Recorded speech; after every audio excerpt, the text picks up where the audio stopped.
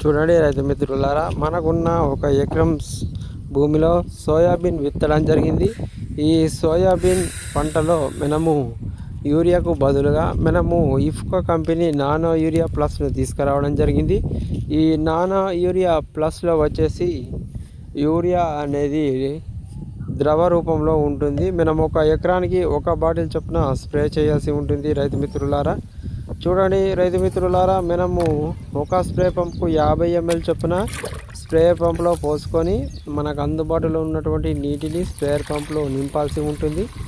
ఈ విధంగా మూతి వద్దకు నీరు వచ్చే వరకు నింపి మనము ఈ స్ప్రేయర్ పంప్ ద్వారా సోయాబీన్లో ఈ నానో యూరియా ప్లస్ను స్ప్రే చేయాల్సి ఉంటుంది రైతు మిత్రులారా. చూడండి మిత్రులారా, మనము యూరియాకు బదులుగా ఈ నానో యూరియా ఉపయోగించి ఖర్చును తగ్గించుకోవచ్చు. అంటే ఒక యూరియా బస్తా వచ్చేసి మనకు మార్కెట్లో 300 రూపాయల వరకు ఉన్నది. కానీ ఇది నానో యూరియా ప్లస్ 225 రూపాయలుగానే ఉన్నది. 225 రూపాయలు పెట్టి ఒక ఎకరానికి మనము స్ప్రే చేసుకోవచ్చు.